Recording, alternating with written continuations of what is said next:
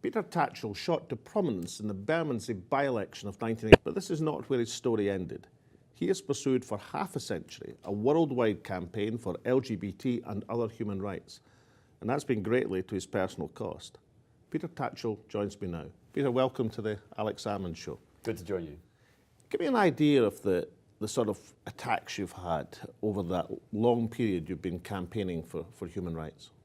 Well, over the last 50 years, I've been violently assaulted over 300 times. 300? 300 times. I've had more than 50 violent attacks upon my flat, including 3 arson attempts and a bullet through the front door. It's been very, very, very tough, and the people are challenged. But I'm not defeated by it. And in a way, I take the attacks as a backhanded compliment. Obviously, I'm doing something right. I'm riling those who are abusing human rights, and this is their reaction. So, I take it with a pinch of salt. Now, you've taken your campaign, but you've... Well, I've been several times, but in 2007, I went there at the invitation of Russian LGBT and human rights activists to support the right to hold a gay pride parade in Moscow. Now, under Russia's law and constitution, the right to peaceful protest is guaranteed. So these people weren't asking for anything special or illegal. Deliver a letter to the Moscow city mayor. You were acting in coordination with the police. I was almost beaten unconscious. The police stood all around watching me while I was being beaten by ultranationalists and neo-Nazis. And then when I was about to lose consciousness, they stepped in and arrested me while my assailants were allowed a police van, some kind of ID, and be waved through to attack me and the other gay. Putin and to the rest of the Russian leadership in terms of their attitude to gay rights? Well, I love the Russian people and love Russia as a country. I want to see good relations with Russia, but essentially today Russia is a police state. Protests are routinely banned and violently attacked by the police. The media is largely under state control and subjected to extreme censorship.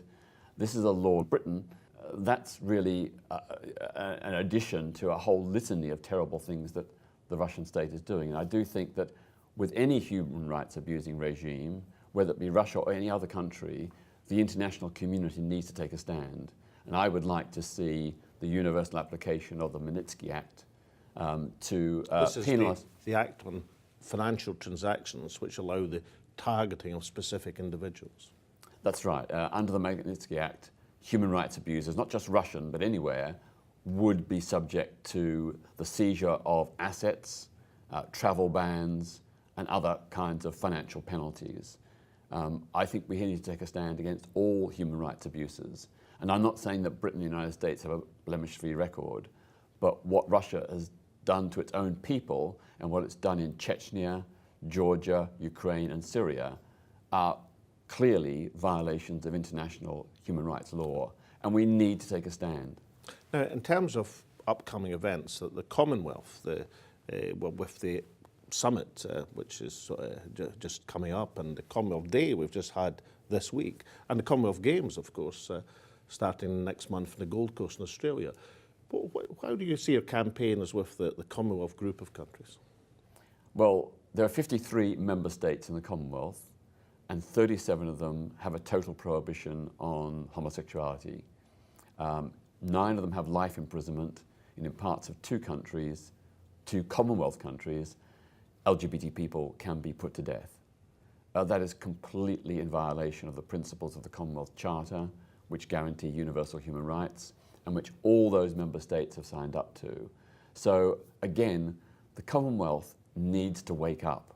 It needs to stand true to its principles, and we need to ensure that the 100 to 200 million lesbian, gay, bisexual and transgender people who live in Commonwealth countries where it's criminalised, that criminalisation is ended and they have protection against discrimination and hate crime.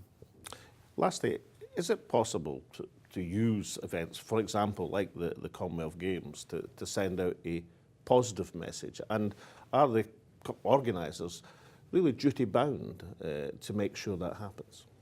Well, absolutely. The Commonwealth is founded on principles of human rights. There is a commitment that every Commonwealth citizen, no matter which country or who they are, has full and equal human rights.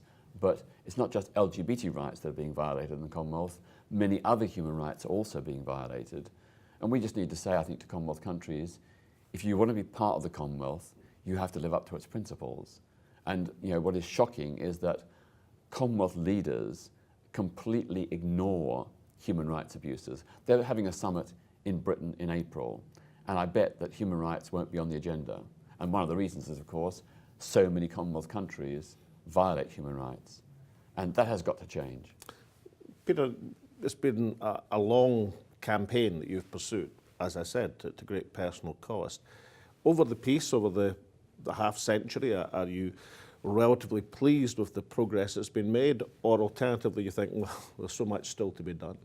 Well, undoubtedly there's been huge progress, and that's a tribute not just to people like me, activists, but also the many members of the public in this country and around the world who have rallied to support the principle of human rights for everyone. And so I'm optimistic but also mindful of the work that still needs to be done. So I've been doing this for 51 years. I'm hopefully going to carry on for another 20 or 30. To me, human rights are a fundamental principle of our humanity, and everybody in every country deserves them. Now, Peter, you're best known, obviously, for your work in LGBT rights, domestically, internationally. But that really doesn't do justice to the full range of your human rights activity. Tell us a bit about that. I'm striving to support democracy and human rights campaigners in many different countries, including Russia, Syria, Saudi Arabia, Iran, and Pakistan. These people are really heroic defenders of human rights. Many of them are suffering incredible abuses by governments, and I think it's really important to stand with them.